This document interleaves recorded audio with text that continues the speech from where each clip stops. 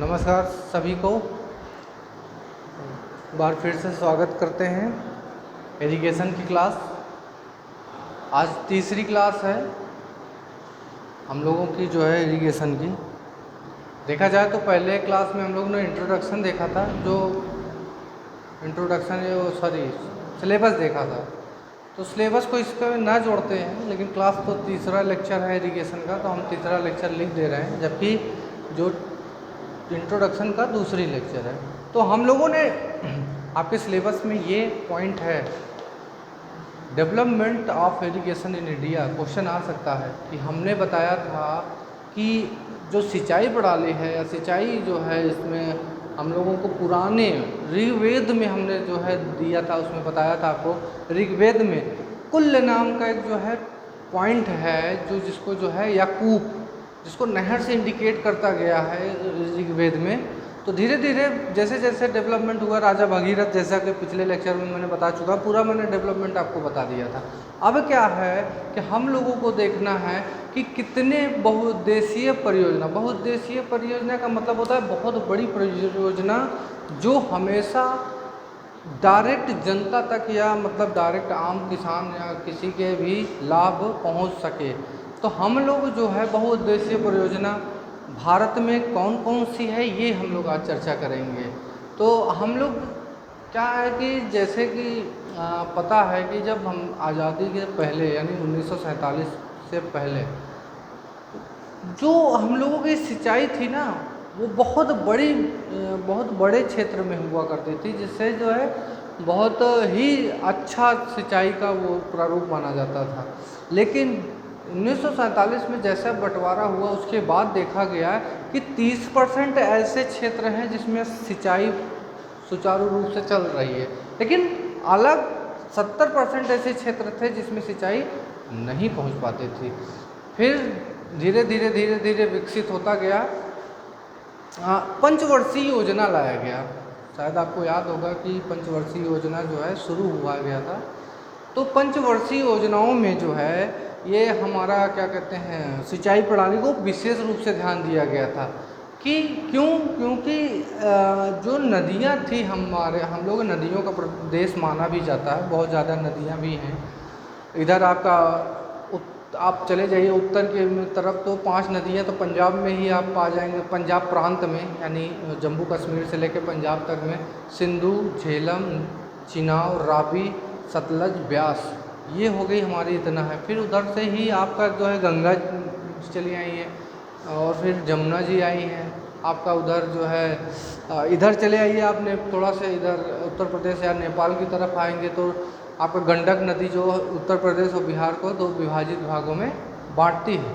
और भी है, ताप्ती है जो इधर सिक्किम से निकलती है। उधर असम में ब्रह्मपुत्र जो सबसे चौड़ी नदी मानी जाती है, ब्रह्मपुत्र। फिर उधर आपका पश्चिम बंगाल में क्या है कि ये क्या कहते हैं, आपका दामोदर नदी है। फिर आप चली जाइए दक्षिण की तरफ, तो कृष्णा नदी आपका जो है आंध्र प्रदेश में जो है कृष्णा नदी है। फिर गोदावरी नदी है जो आपके महाराष्ट्र में है, और ताप्ती नदी भी है आपका जो है मध्य प्रदेश में, नर्मदा नदी भी है। ऐसे करके बहुत सारी नदियां हैं जो हमारे बहुउद्देशीय परियोजनाओं में काम आई, जैसे कि हम लोगों को बिजली उत्पादन के लिए और प्लस सिंचाई के लिए। तो हम लोगों को ने देखा था भारत में जो है कुछ मुख्य ऐसे परियोजनाएं हैं जो हमारा आज भी सुचारू रूप से चल रहा है, और उसी की वजह से कितने किसान लाभान्वित हो रहे हैं इस परियोजनाओं से। जैसे कि हम देखेंगे, शुरुआत करेंगे आपका उधर उत्तर की तरफ जम्मू कश्मीर में या हिमाचल प्रदेश की तरफ देखेंगे, तो वहाँ पे सतलज ब्यास का एक लिंक है जिसको नहर निकाली गई है, वो जो है सतलज ब्यास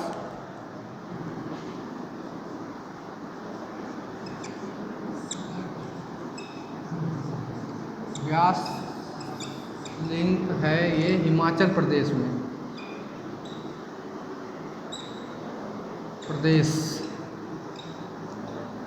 फिर आप उधर से चले आएंगे तो आप देखेंगे भाखड़ा नागल, जो आपने सुना होगा, भाखड़ा नागल नहर,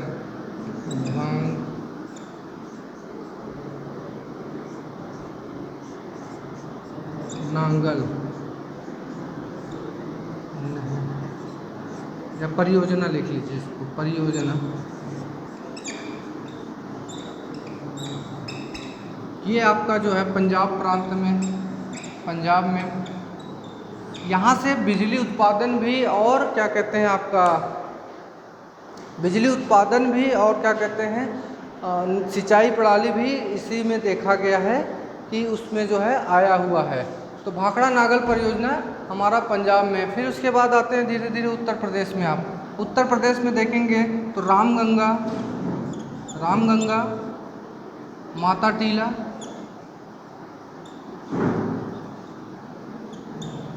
माता टीला, बेतवा नदी, बेतवा परियोजना, परियोजना,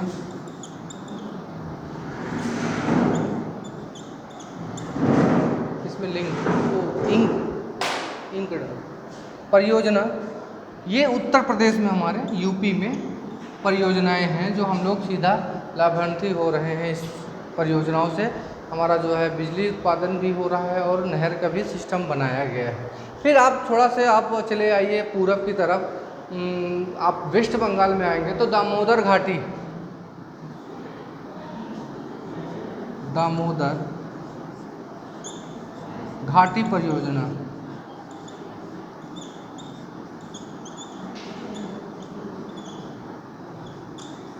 दामोदर नदी और जिसको हम लोग वेस्ट बंगाल या पश्चिम बंगाल का शोक भी कहा जाता है, अधिकतर बाढ़ भी आ जाती है। दामोदर नदी ये वेस्ट बंगाल में है, शॉर्ट फॉर्म में लिख दे रहे हैं। फिर आते हैं बिहार में, तो बिहार में गंडक और कोसी, बिहार की जो है शोक नदी कोसी नदी। क्यों? क्योंकि कोसी नदी एक ऐसी नदी है जो हमेशा अपना मार्ग परिवर्तन करती रहती है, जिसकी वजह से बिहार में जब भी देखेंगे आप बाढ़ ज़्यादा आती रहती है। तो बिहार में जो है हम लोग देखेंगे गंडक और कोसी नदी परियोजना, ये जो है बिहार में है। ये लिख लीजिएगा, आपके सिलेबस में दिया है तो ज़रूर पूछेगा कि क्या कहते हैं आपका, हमको जो है परियोजनाएं उत्तर प्रदेश के मतलब अपने भारत का बताइए। तो फिर आप जो है जब ये आ गया उसके बाद आप जब थोड़ा से दक्षिण की तरफ आएंगे तो दक्षिण की तरफ देखेंगे आप एक हीरा कुंड है, हीरा कुंड, ये परियोजना हीरा कुंड परियोजना ये उड़ीसा में है। ये कहाँ पे है? उड़ीसा में। चलिए, हीराकुंड परियोजना उड़ीसा में है। और फिर और थोड़ा दक्षिण की तरफ जाएंगे तो नागार्जुन परियोजना है, नागार्जुन परियोजना,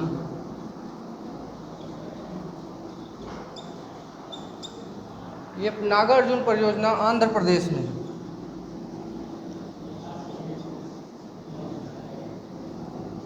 ये कृष्णा नदी पे बनाया गया है। ये इसमें लिख दे रहा हूँ मैं, कृष्णा नदी पे बनाई गई है। तो ये हमारी परियोजनाएं जो है, ये हमारी परियोजनाएं भारत में इतनी परियोजनाएं सुचारू रूप से चल रही है। और एक और है राजस्थान में जो है आपका कोटा बैराज है, कोटा बैराज यहाँ पे लिख दे रहा हूँ मैं, कोटा बैराज, ये हमारा राजस्थान में। कहाँ पे है? राजस्थान में है। तो इतनी परियोजनाएं हमारे भारत में हैं, बहुत सारी परियोजनाएं हैं। 47 के बाद जब हमारा देश आज़ाद हुआ था लगभग 1000 छोटे बड़े जो है परियोजनाएं नहर सुचारू रूप से बनाए गए थे। हमारा पंचवर्षीय योजना के बाद जो है हमारा सुचारू रूप से चलना शुरू हो गया था। तो इतनी सारी परियोजनाएं हमारा भारत में अभी भी चल रहे हैं।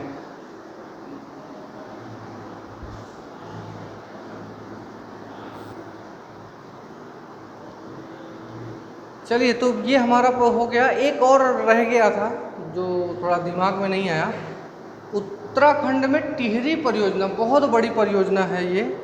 उत्तराखंड में टिहरी परियोजना, यहाँ पे हम लिख दे रहे हैं टिहरी परियोजना, टिहरी परियोजना,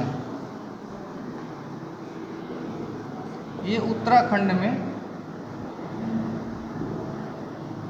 और यहाँ पर एक और शारदा नहर यूपी में था, शारदा नहर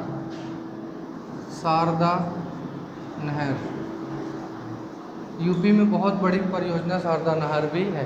तो इतनी सारी चीज़ें हुई, धीरे धीरे विकास हुआ, धीरे धीरे बढ़ता गया। फिर उसके बाद 2 ऐसे विभाग बन गए, सिंचाई विभाग, अपने उत्तर प्रदेश में एक सिंचाई विभाग, क्योंकि सिंचाई को देख रेख पूरा जो है सिंचाई विभाग करता है। लेकिन 2 विभाग ऐसे जो सेंट्रल की तरफ से बनाए गए। क्या बनाए गए? हमारा सीबीआई वो वाला नहीं, सेंट्रल ब्यूरो इन्वेस्टिगेशन, वो नहीं। सीबीआई का मतलब हुआ सेंट्रल बोर्ड ऑफ इरिगेशन। हम लिख दे रहे हैं यहाँ पर, कंफ्यूज नहीं होइए। CBI central board of irrigation. आप लोग एसएससी के थ्रू इसमें जा सकते हैं। फिर दूसरा हमारा CWC, ये क्या हुआ? Central water commission.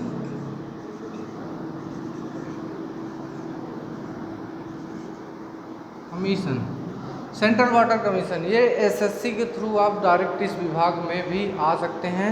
और ये दोनों विभाग क्या करते हैं? हमारे जो भी आगे की परियोजना का जो है हम लोगों का जो भी बनाएंगे, प्लान एग्जीक्यूट करेंगे, वो सीबीआई या सीडब्ल्यूसी करेगी। और भी देख रेख, मतलब इनकी जांच पड़ताल की, नहर सही से चल रहा है कि नहीं चल रहा है, इतनी सारी चीज़ें क्या होगी हमारे इसमें जो है देख रेख इस विभाग द्वारा करेगी। तो ये चीज़ें परियोजना आप लोग याद कर लीजिएगा। और जैसा कि नेक्स्ट वीडियो में जो है हम लोग वाटर सेकेंड यूनिट स्टार्ट कर लेंगे, क्योंकि हम लोग थोड़ा सा इसमें क्या है कि सिलेबस में कमी आई है, जिसमें आपका जो है कुछ टॉपिक है जो नहीं दिया है। लेकिन नेक्स्ट वीडियो में हम उसको थोड़ा सा चर्चा करेंगे और फिर दूसरी यूनिट पढ़ेंगे, जो है वाटर डिमांड जो है हम लोग पढ़ेंगे। तो ये चीज़ें हम लोग देखेंगे कि नेक्स्ट यूनिट हम लोगों का क्या है। तो नेक्स्ट यूनिट हम लोगों की वाटर रिक्वायरमेंट्स ऑफ क्रॉप्स है, हम लोग उसको जो है देखेंगे।